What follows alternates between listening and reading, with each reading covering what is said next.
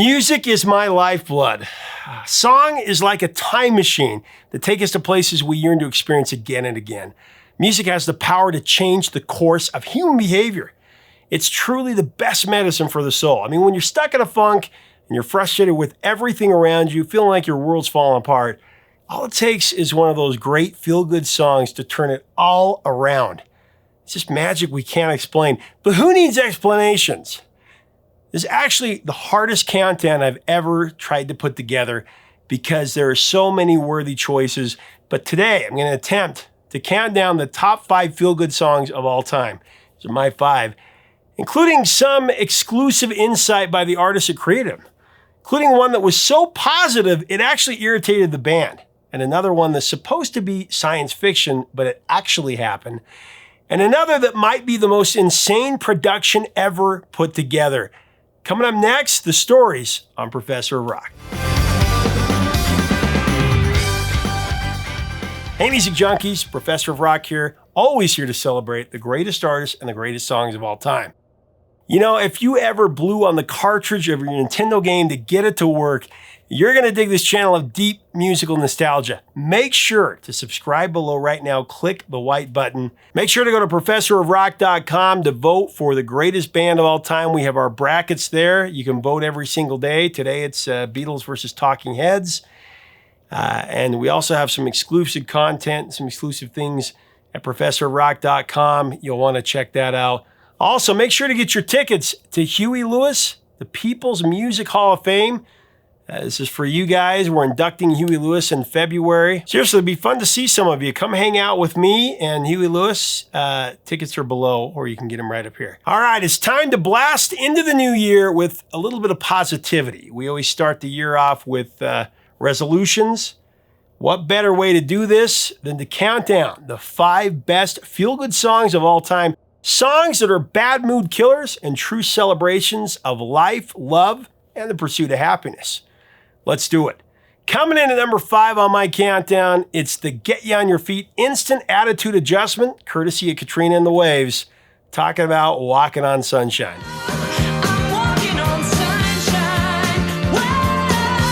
Sunshine was written by Kimberly Rue, one of the Waves. It was originally featured on Katrina and the Waves' 1983 debut album. Then a re-recorded version of the song was later released as the second single from their 1985 self-titled album. That's the version that lifted everybody's spirits around the world and continues to. It became a huge international hit.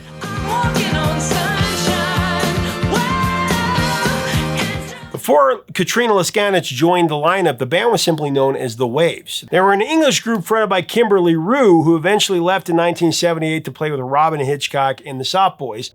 After the Sop Boys dissolved in 1981, Kimberly reunited with his former Waves bandmate, drummer Alex Cooper. The two teamed up with a pair of Americans, Katrina and Vince de la Cruz, whose fathers were stationed in England with the U.S. Air Force. Katrina, with her anti-glam image, stepped up as the new lead singer and rhythm guitarist, while Kimberly took on lead guitar duties, with Cooper on drums and de la Cruz handling bass. The refreshed lineup was set to make waves of their own. You know, as good as this song makes us feel, and truly, it's a bad mood killer for sure. The band actually didn't like the song. They kind of hated it. Katrina stated that she and the rest of the group thought the song was not indicative of their sound at all.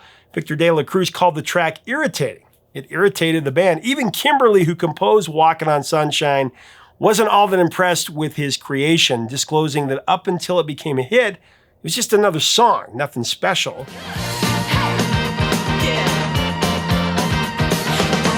When the band re-recorded Walking on Sunshine, they had to adjust the song's key after the newly added horn section found the original too challenging to play. And man, that horn section, that's what brings all the joy, right?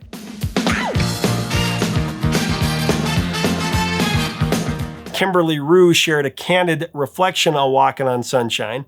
In a 2015 interview with The Guardian, said, "I'd love to say it was inspired by a profound moment, like stepping outside, seeing a comet and having an epiphany. But honestly, it's just simply a feel-good song. Optimistic, even though we weren't particularly cheery people. As a band, we were typical, young, insecure, and a bit pessimistic. We didn't have the big hair of the Motown-inspired vibe, no mystique, no cult following in awe of us. We were just a second on the bill band at some festival in Germany. But we had this song.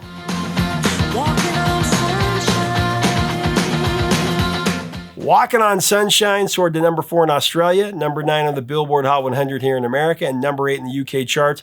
It marked the Waves' first top 40 hit in the US and remained their biggest UK success until 1997, when they captured the Eurovision crown with Love Shine a Light in Dublin.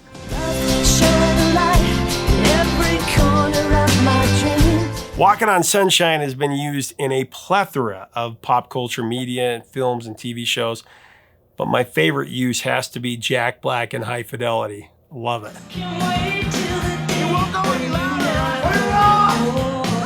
Coming in at number 4 on our countdown is Come Sail Away by Dennis DeYoung and Styx. Come sail away with me, lads. You know, I've always considered this to be Dennis DeYoung's opus with the band, starting with that opulent piano intro. So feel good. Sailing away. The way that Dennis weaves the story of a fantasy into a song of hope is just genius. I love the operatic arrangement that builds nostalgia, escapism, science fiction, and spiritualism into a fiery, intense climax.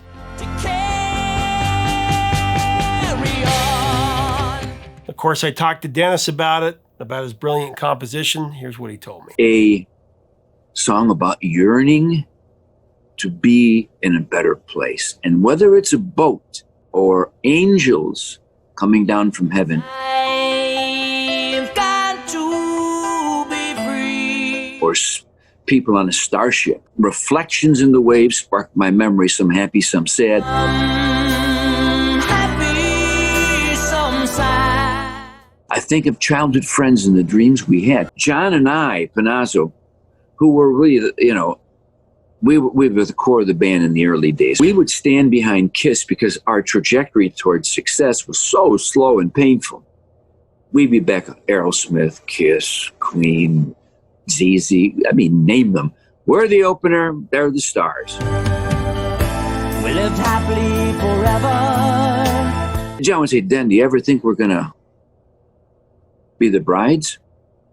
Or were we always the bridesmaids? And that line, which was written before we did become the brides, was about John and I. And, we lived happily forever, so the story goes, but somehow we missed out. And it's all about what life is handing you. It's up to you. It's incumbent upon you, because to do something about it, if you want to change, you want to be someplace, be somebody better, you got to do it. Come Sail Away. It's a timeless, feel-good classic rock classic. Really the kind of artistic achievement that's been lost in the computerization of the music business. Now, Styx scored a number 9 hit in Canada with Come Sail Away, and it went to number 8 here in the Billboard Hot 100 in 77 to 78. It was the lead single from Styx's epic Grand Illusion LP and the band's second top 10 single.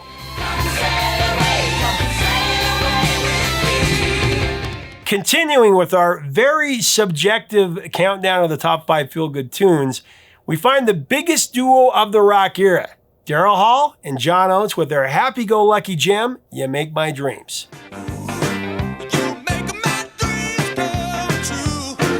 Man, I had the rare treat of talking about this track with Daryl and John separately, of course. That song was all built around the piano feel, the Daryl's piano feel and the groove itself. That song is just a groove with a very simple title that just can mean anything anybody wants it to mean. And interestingly enough, today, that song is so big and so huge and so ubiquitous across the board. It's been used, it's been sampled, it's been used in so many applications, movies, television, films, commercials. But at the time, as you said, it was only top 5. It wasn't this mega number 1 smash. But now it has become probably our most popular song. I was sitting at my piano, and I just went, I just started doing that. And then I and I couldn't think of what to sing over it, and I started going, "You make my dreams," and I thought, that's kind of a cliche. And then I wrote, Sarah Allen and I wrote the words, and they were rather high blown words, but then it came back to "You make my dreams," so it kind of balanced it out lyrically. It was direct, and it said what it meant to say. So it worked. It worked in every way. And I don't know. I think that's a pretty cool song. Oh, absolutely. I still like playing it. You Make My Dreams was the second single released from the 9th studio album by Daryl and John, and their 11th top 40 single. It rose to number 17 in Canada and number 5 on the Billboard Hot 100. This song has an incredible stamina in a complex world, striking a chord with new generations through pop culture since its original release in '81, far bigger than its chart position. For example, the single wasn't a hit in the UK in its first run, but it gained traction over time thanks to its frequent use in TV and film soundtracks. By 2018, it had become the UK's most streamed song of the year among all tracks released.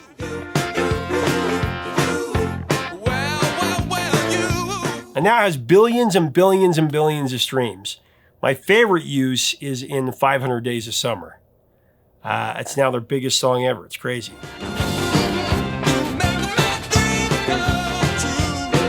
Coming in at the bridesmaid position at number 2, arguably one of the greatest recordings of the rock era, a true American music standard. 500 years from now, they're still going to be studying this thing and be blown away by it. Talking about Good Vibrations by the Beach Boys.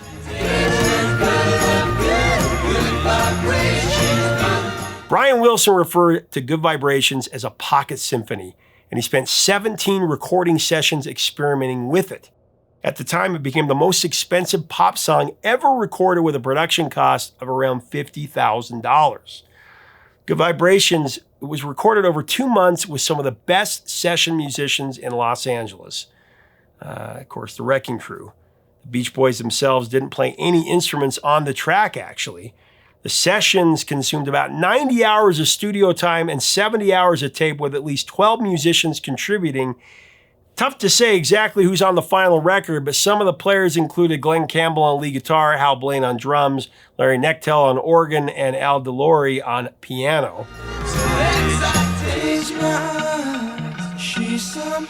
When the Beach Boys hit the road, Brian played bass, but for the Good Vibration sessions, he brought in the legendary Carol Kaye to play bass guitar and Lyle Ritz for upright bass.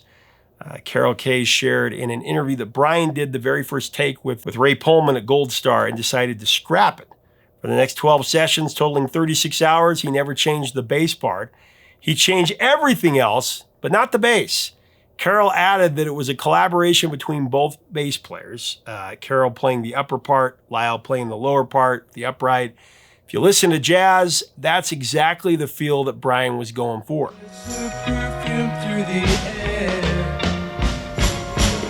The high-pitched sound in this song comes from an electro theremin, which creates a similar sound to a traditional theremin.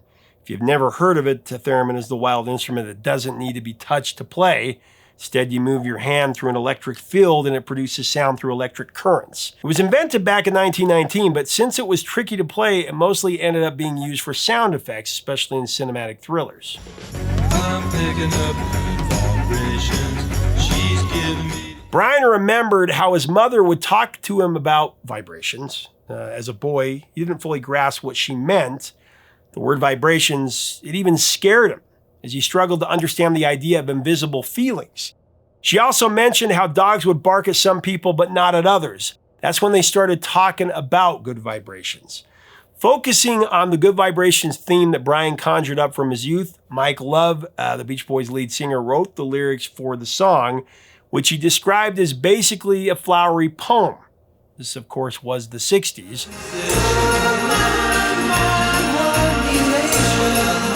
The lyrics seem to capture the essence of that decade, 60s psychedelia, yet there's no direct mention of drugs.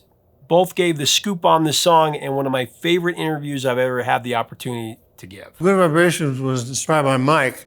I played, boom, boom, boom, boom, boom, boom, boom, boom.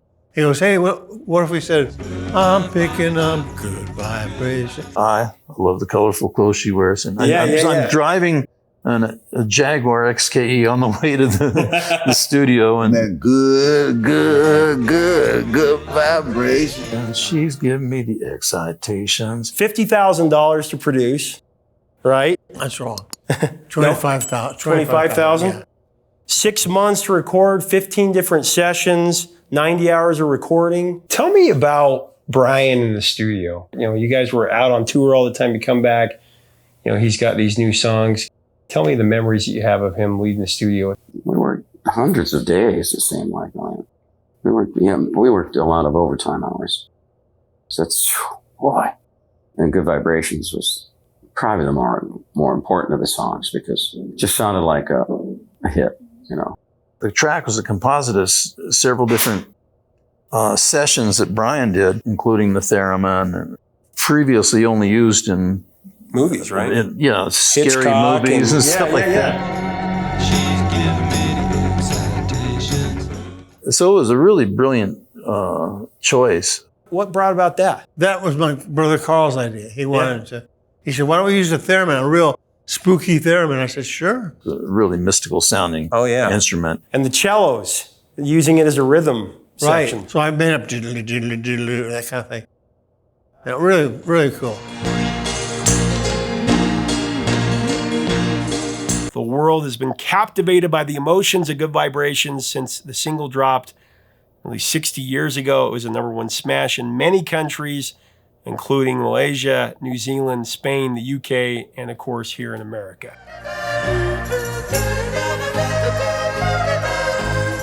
All right, we've made it to #1, and this one was a no-brainer. In fact, I think it should be, I won't get any trouble for this one. Nobody's gonna give me any flack. This is a subjective countdown, but I don't feel like the #1 spot is subjective here. This is the greatest feel-good song ever. I got Redbone with Come and Get Your Love.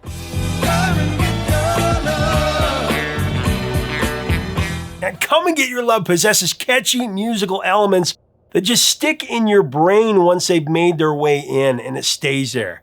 A big part of it is the call and response, especially that long hail. You know, they get shouted back a few times throughout the song, even at the start.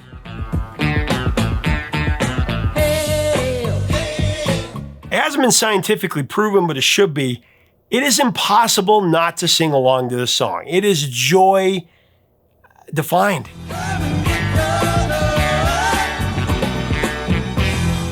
Redbone, a Native American band from California, carried their heritage proudly in their name. The band was led by brothers Pat and Candido Lolly Vasquez, who were guided by the savvy management of Bumps Blackwell. Now, Blackwell had helped launch the careers of legends like Little Richard and Sam Cooke.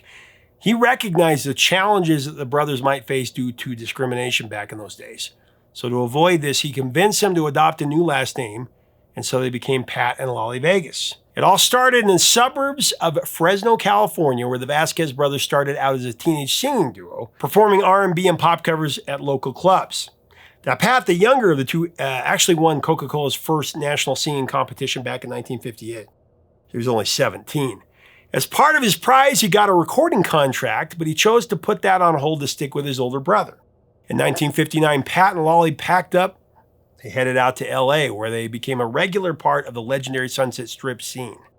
So around this time, they officially changed their last name to Vegas. After revamping to Redbone, Pat and Lolly quickly built a following on the Sunset Strip, right alongside iconic bands like The Doors, and they played along with many gigs with Sonny and Cher, apparently. Now, when Redbone played Come and Get Your Love for live audiences, they often wore traditional Native American attire, such as buckskin, moccasins, and beaded headbands.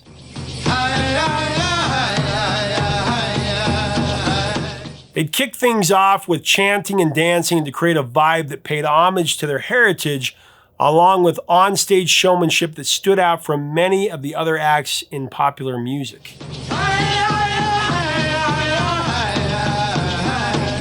Come and Get Your Love was actually written and produced by Pat, and under the original title, it was called Hail. That's actually how the demo was labeled when the group sent it to the record label. A lot of people forget that Come and Get Your Love came just before disco fully took shape. but his danceable beat would go on to lay the groundwork for that movement. Another standout element in the track is that distorted guitar, which Lolly created by playing through a Leslie organ speaker. Redbone's sound really stood out, thanks in large part to Lolly's innovation. He was one of the first guitarists to do that with the Leslie speaker. It gave that guitar such a unique sound. The ultimate praise from that, though, came from none other than Jimi Hendrix, who called Lolly Vegas his favorite guitarist, one of his biggest influences. I mean, how's that for a compliment?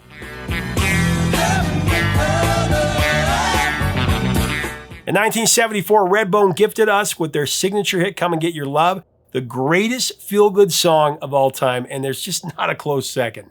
A song that encouraged us to get natural joy and pleasure from the main vine or from Mother Earth herself.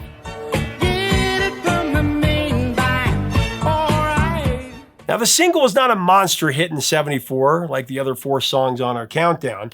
Redbone's triumph got bigger and bigger as time has gone by. The song's been used in various commercials and movies and TV shows, including the Netflix series F is for Family.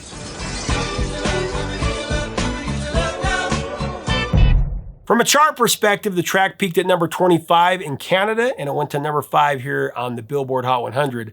Should have been a number 1 hit.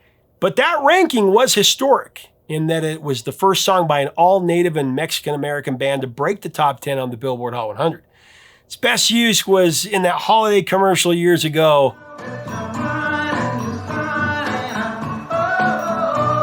Oh, I love this because it's my dad to a T. Felt like I was watching my own life or like old reels of my life growing up with my dad. He used to do that all the time with his song. He'd dance around and sing it, make me sing it with him. Ah, what a great memory.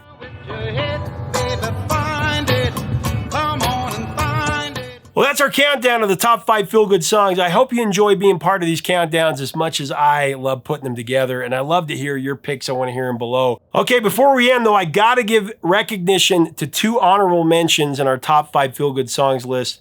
On any other day, they might be in my top 5. The first honorable mention, which barely missed, this is one of my favorite songs ever, Stone in Love by Journey.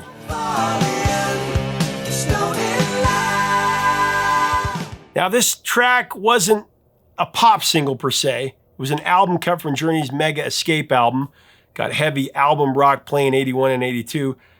There are many reasons why this song makes me feel like $1 million. The Neil Sean guitar riff, Steve Perry's passionate lead vocal.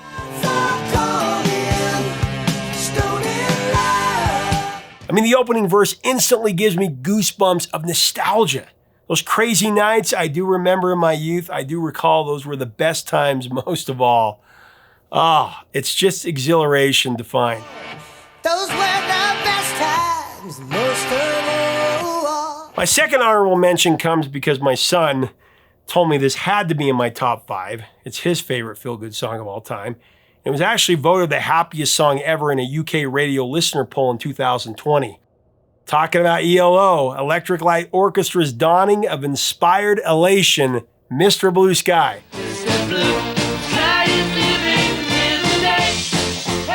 Man, Mr. Blue Sky is a perfect example of why music is the best medicine for the soul. Jeff Lynne, in search of inspiration for a new ELO album, traveled to the Swiss Alps, hoping the majestic views would spark his creativity.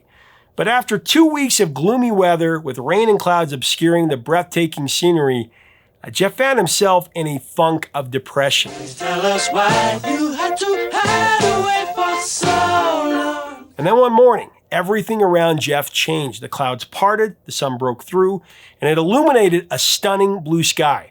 That moment of beauty gave Jeff the creative spark he'd been longing for. Inspired, he went on a writing spree. He wrote like 13 songs, and Mr. Blue Sky emerged as a symphonic feel-good masterpiece at the heart of all that writing. When he was the most depressed, he wrote one of the happiest songs of all time.